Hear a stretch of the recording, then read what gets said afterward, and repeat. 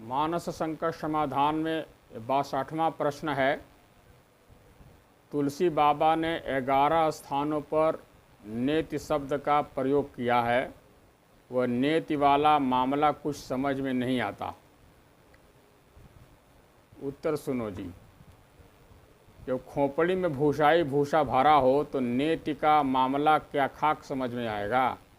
महाशय जी, पहले गुरुमुख से मानस का स्वाध्याय कीजिए, तब इन शास्त्रीय तत्वों का स्वारम्य कुछ पल्ले पड़ सकेगा, वरना यूं ही आसमान की ओर मुंह उठाए अंधे कुत्ते की भांति भौंकते भौंकते ख़त्म हो जाओगे।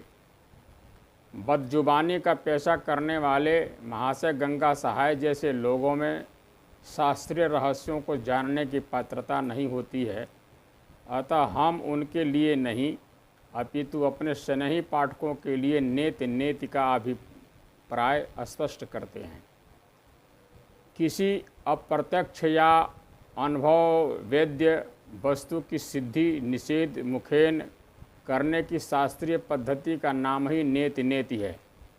न्याय शास्त्र के अनुसार किसी भी ऐसी वस्तु का जो प्रत्यक्षतया जो अनुपलब्ध हो किंतु जिसका अनुमान किया जा सकता हो, सर्वथा अभाव नहीं कहा जा सकता। नानुमीयमानस्य प्रत्यक्षो अनुपलब्धि भावयेतु न्याय दर्शन। इन पद्धतियों के आधार पर अनेक जागतिक पदार्थों की सत्ता की सिद्धि की जाती है। नेति को एक उदाहरण द्वारा सुस्पष्ट समझा जा सकता है। ये लड्डू, पेड़ा, कलाकंद, रसगुल्ला, चमचम आदि सभी मिठाइयाँ निसंदेह रूप से मीठी होती हैं, परंतु मीठापन क्या होता है और कैसा होता है, यदि यह आपको बताना पड़ जाए तो आप उलझन में फंस जाते हैं। क्योंकि मीठा कैसा होता है इसे वाणी द्वारा स्पष्ट करना नितांत असंभव है। ऐसी स्थिति में केवल नेति ही हमें उक्त भारी उलझन से उबारता है। भला कैसे, सुनिए और समझिए। मीठा कैसा होता है यह बताना तो दुष्कर है, परंतु मीठा कैसा नहीं होता है यह सरलता से बताया जा सकता है। रस है 6 प्रकार के: मीठा, खट्टा, नमकीन, चरपरा, कसैला और कड़वा। अब लड्डू के मीठेपन को आप नेति प्रक्रिया द्वारा निषेध मुखेन इस प्रकार समझा सकते हैं। आप मीठे के अतिरिक्त शेष 5 रसों के निषेध करते हुए कहिए कि लड्डू नींबू की भांति खट्टा नहीं होता, नमक की तरह नमकीन नहीं होता, मिर्च जैसा चरपरा नहीं होता, आंवले की भांति कसैला तथा करेले जैसा कड़वा नहीं होता। 5 रसों से निषेध कर देने पर बाकी जो बचता है वो मीठा। इसी प्रकार वेदादि शास्त्र तथा असंप्रज्ञात समाधि में ईश्वर साक्षात्कार करने वाले योगी जन ईश्वर का इतमित्थम वर्णन कर पाने में असमर्थ रहते हैं, क्योंकि अनंत ब्रह्मांड जिनकी अपरिमित सामर्थ्य के चतुरांश से ही उद्भासित है और शेष 12 आना शक्ति संपन्न परमेश्वर अपने दिव्य धाम में विराजमान रहते हैं। पादो यस्य विश्वभूतानि त्रिपाद या स्मृतम दिवि। ऐसे वांग मनो गोचर पर ब्रह्म की सत्ता का वर्णन भी वेद नेति द्वारा ही करते हैं। तात्पर्य यह है कि ईश्वर ब्रह्म कैसा है यह तो बता पाना संभव नहीं है, परंतु यह कैसा नहीं है यही बताया जा सकता है। जब जिज्ञासु प्रश्न करता है कि क्या ईश्वर सूर्य, चंद्रमा, समुद्र, पर्वत, नक्षत्र, मंडल आदि दृश्यमान संसारिक पदार्थों जैसा है, तो वेद उत्तर देते हैं नेति, अर्थात किसी भी जागतिक वस्तु से ब्रह्म की तुलना नहीं है। यह अपरिमित, अनुपमेय, अपरिच्छेद्य किंबा इंद्रियातीत ब्रह्म समस्त दृश्यमान जागतिक पदार्थों से विलक्षण होने के कारण अलौकिक है। इस विश्लेषण के परिप्रेक्ष्य में मानस में आए नेति स्थलों को सरलता से समझा जा सकता है। सो नयन गोचर जासु गुण नित नेति कही श्रुति गावही। अभिगत अकथ अपार नेति नित वेद कहे। मुनि जहि ध्यान न पावहीं, नेति नेति कह वेद। ऐसा जो वर्णन है। 63वां प्रश्न है, अपने सड़ियल लेख के उपसंहार में गंगा सहाय प्रेमी ने अपनी कुलीनता का भी बखूबी परिचय दे दिया है। किसी वस्तु की विशेषता का वर्णन करने के लिए वेद शास्त्र, शारदा, शंकर आदि का एक साथ उल्लेख गोस्वामी तुलसीदास जी ने अनेक स्थानों पर किया है। आधी खोपड़ी वाले महाशय गंगा सहाय को इसमें भ्रम हो गया है कि गोस्वामी जी इन सब शब्दों को परस्पर पर्यायवाची मानते हैं। इसी संदर्भ में महाशय जी अपने बड़े भाई साहब को उपहास पूर्वक बीच में घसीटते हैं और कहते हैं कि हमारे बड़े भाई साहब सभी आविष्कारों के मूल में सिविक्स और साइंस को मानते हैं, इसीलिए महाभौदू हैं और पढ़ाई के नाम पर प्राइमरी स्कूल से ही लौट आए हैं। उत्तर सुनो। सिविक्स, नागरिक शास्त्र और साइंस विज्ञान का परस्पर संबंध मानकर उन्हें आविष्कारों का मूल कारण मानने वाले महाशय जी के बड़े भाई साहब तो प्राइमरी स्कूल से आगे नहीं पढ़ पाए, परंतु विज्ञान और नागरिक शास्त्र का परस्पर विरुद्ध मानने वाले महाशय गंगा सहाय तो जान पड़ता है कि प्राइमरी स्कूल का मुंह भी नहीं देख पाए। क्यों अपनी अकल के दिवालियेपन का स्वयं ढिढोरा पीट रहे हो? पृथक पृथक विषय होते हुए भी क्या नागरिक शास्त्र और विज्ञान मूलतः एक दूसरे के पूरक नहीं हैं? विषयों का पृथक पृथक वर्गीकरण बालकों के सुखबोध के लिए किया जाता है, अन्यथा माला में सूत्र की भांति एकात्मकता समस्त विषयों में अनुसूचित रहती है। वस्तुतः इस प्राइमरी तथ्य को ही तुम तभी तो जात पात वाले यदि जिंदगी में कभी प्राइमरी स्कूल का मुंह देखा होता, वस्तुतः इस प्राइमरी तथ्य को ही तुम तभी तो जान पाते यदि जिंदगी में कभी प्राइमरी स्कूल का मुंह देखे होते। 64वां प्रश्न है, हम साधिकार कह सकते हैं कि तुलसी ने वेदों का अध्ययन नहीं किया था? अब उत्तर सुन लो। महाशय जी इसी बकवास के संदर्भ में हमें एक काठ के उल्लू का वक्तव्य स्मरण आया है जो उसने उल्लुओं की एक सभा में सभापति पद से दिया था। हम साधिकार कह सकते हैं कि सूरज नाम की कोई वस्तु संसार में नहीं है, क्योंकि मेरे समेत मेरी 7 पीढ़ियों में से किसी ने भी उसे आज तक कभी नहीं देखा है और ना ही आगे देखे जाने की उम्मीद है। गोस्वामी तुलसीदास जी की वेदज्ञता के संदर्भ में महाशय गंगा सहाय का उक्त फतवा सूरज के विषय में काठ के उल्लू के मंतव्य से भी बढ़कर नहीं है।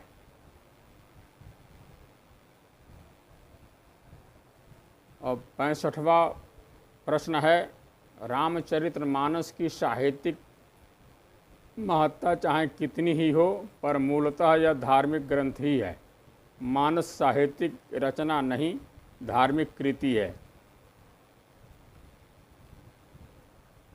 उत्तर सुनो। जैसे बैल लाल कपड़े से बिदकता है,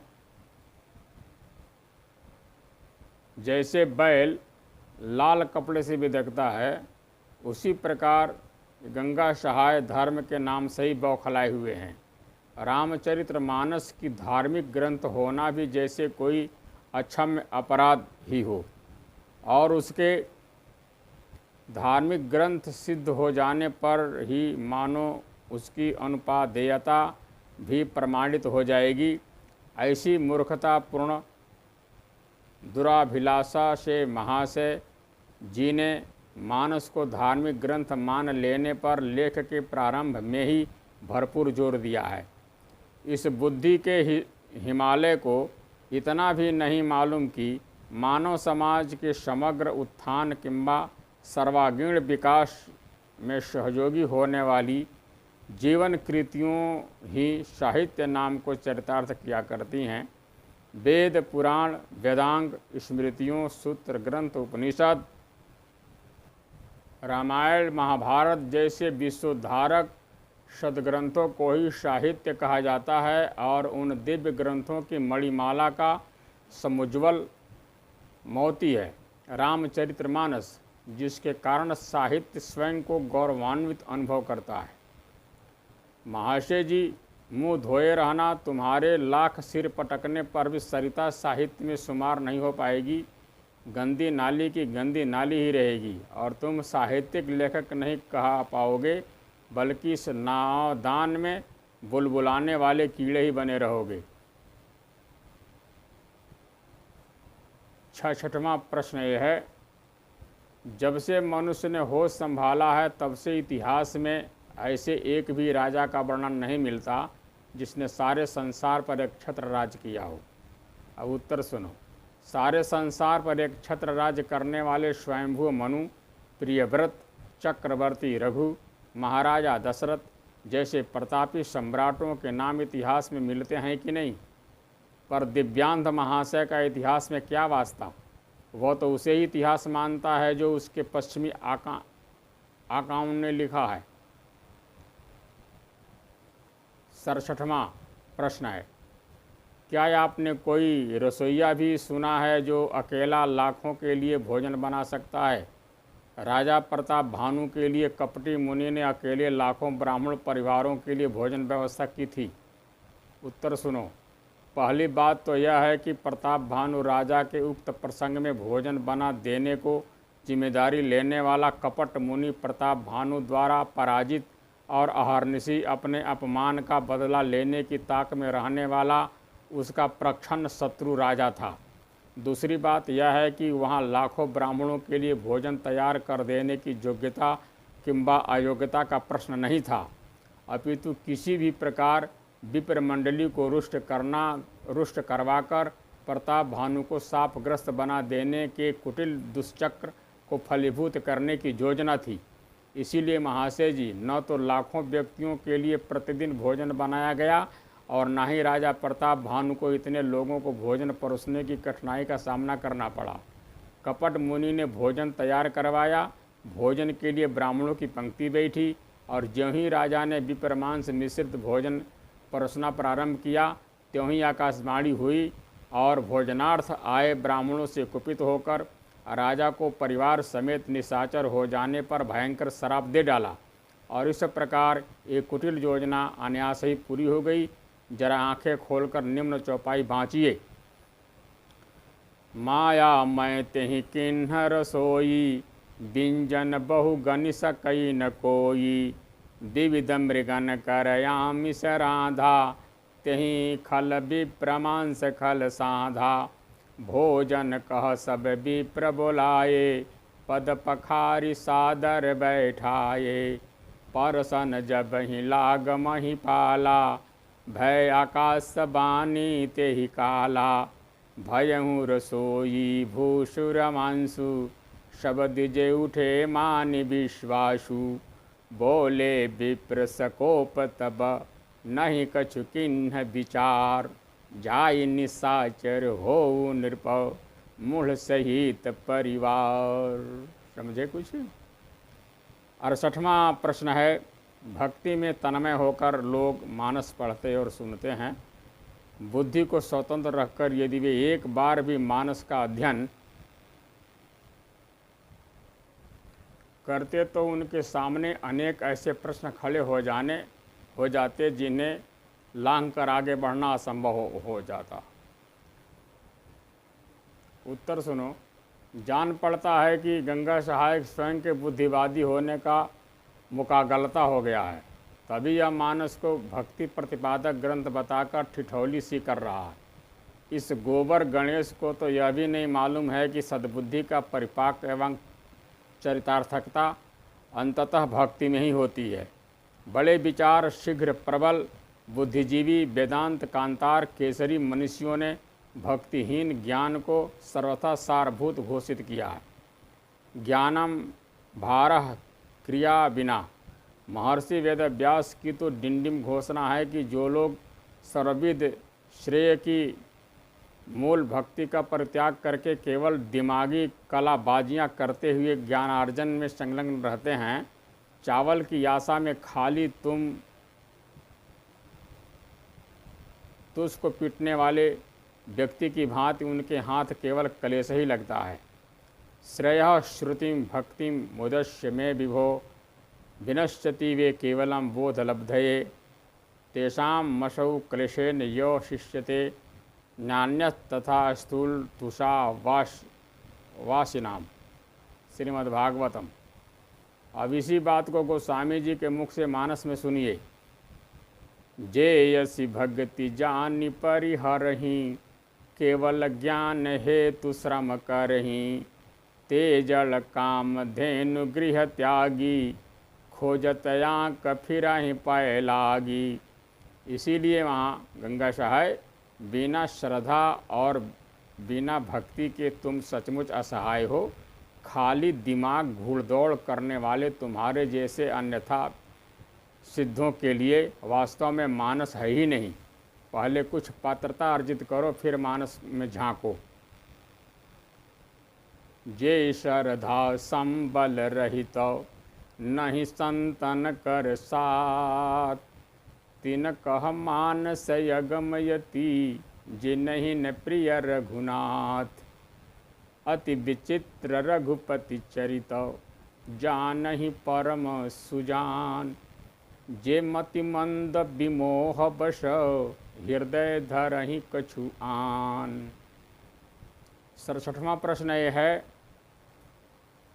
रामादि बालकों के जन्म से राजा दशरथ को अत्यंत प्रसन्नता हुई, होनी स्वाभाविक भी थी। कहाँ तो दशरथ जी की तीनों रानियों के चूहिया का बच्चा भी नहीं हुआ था और कहाँ एक साथ 4 लड़के। उत्तर सुनो। उक्त आक्षेप से तो महाशय जी ने अपनी खानदानी परंपरा का ही इजहार कर डाला है। जो खानदान पड़ोसियों के सहयोग से बच्चे पैदा करके ही यथा कदंचित आगे बढ़ता जा रहा हो, उसमें पैदा होने वाले बेचारे गंगा सहाय को ही ऐसी घृणित शब्दावली सोच सकती है। अन्यथा कौशल्या देवी द्वारा शांता नामक कन्या के जन्म देने की सुप्रसिद्ध कथा के होते हुए भी तीनों रानियों के चूहिया का बच्चा भी नहीं हुआ, लिखना नितांत नीचता के सिवाय और क्या हो सकता है। वाल्मीकि रामायण के बालकांड में शांता राजकुमारी के जन्म की कथा आती है, जिसे मानकर भवभीति ने भी उत्तर रामचरित नामक अपने नाटक में सुस्पष्ट लिखा है। कन्या दशरथो राजा शांता नाम व्यजिन जनत, अपत्य कृतिका रागे रोम पादश ताददौ।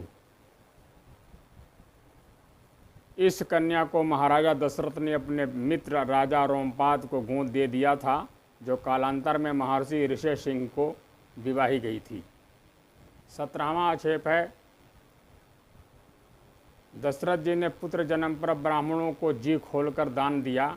प्रजा ने भी प्रसन्नता का प्रदर्शन किया। सर्वस दान दिन सब काहू, जिन पावा राखा नहीं ताहू।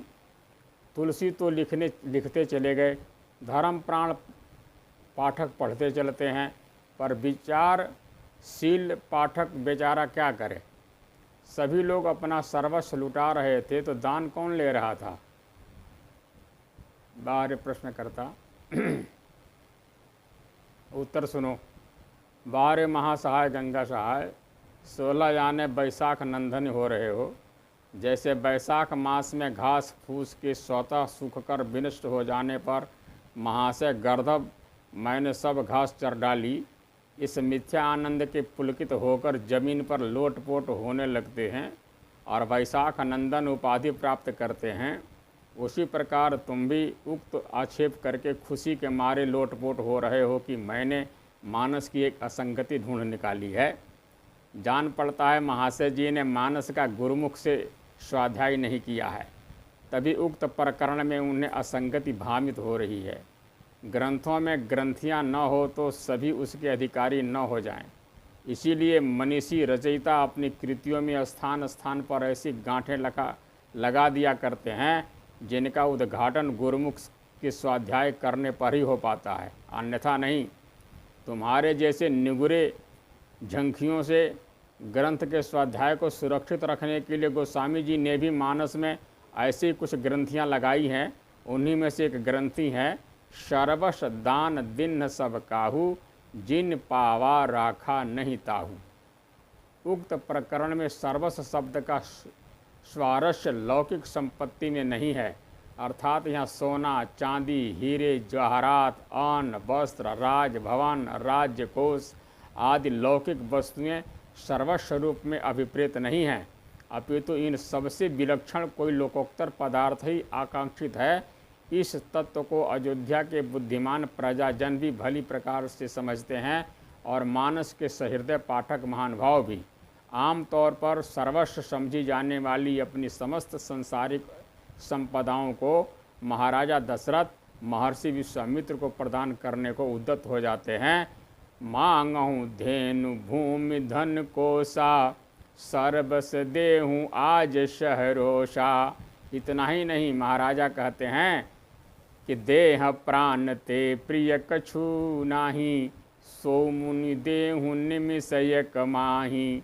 परंतु इन सबसे विलक्षण लोकोत्तर मूल्यवान दुस्त्याज्य किंबा सीमातीत प्रिय भी एक वस्तु है जिसे महाराजा किसी भी प्रकार देने को तैयार नहीं है। उस वस्तु को देने से सुस्पष्ट निषेध करते हुए महाराज उत्तर देते हैं कि राम देत नहीं बनई गोसाई। इसका तात्पर्य यह हुआ कि महाराजा दशरथ के लिए श्री राम संसारिक सर्वस्व की अपेक्षा अधिक मूल्यवान और प्रियतम परम सर्वस्व रूप हैं। श्री राम के प्रादुर्भाव का समाचार सुनकर वे अपने इस हार्दिक उद्गार को प्रकट भी करते हैं कि जाकर नाम सुनत शुभ होई, मोरे घर आवा प्रभु सोई। आनंद में गदगद राजा अपना लौकिक सर्वस्व लगे दोनों हाथों से लुटाते हैं। हाटक देनु बसन मणि नृप विपरन कह दिन।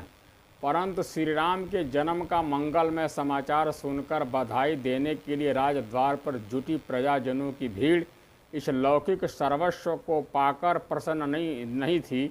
वह तो जोर शोर से श्री राम के पावन गुणों को गाने लगी और राजा से उसी परम सर्वस्व को दिखा देने की मनुहार करने लगी।